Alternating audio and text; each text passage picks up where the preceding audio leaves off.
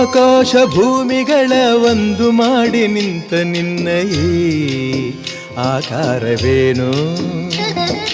ಆಕಾಶ ಭೂಮಿಗಳ ಒಂದು ಮಾಡಿ ನಿಂತ ನಿನ್ನ ಈ ಆಕಾರವೇನು? ಕಣ್ಣುಗಳ ಕೋರೈಸುವ ಕಾಂತಿ ಚೆಲ್ಲುವ ಈ ಭವ್ಯ ರೂಪವೇನು? ಆಕಾಶ ಭೂಮಿಗಳ ಒಂದು ಮಾಡಿ ನಿಂತ ನಿನ್ನ ಈ ಆಕಾರವೇನು?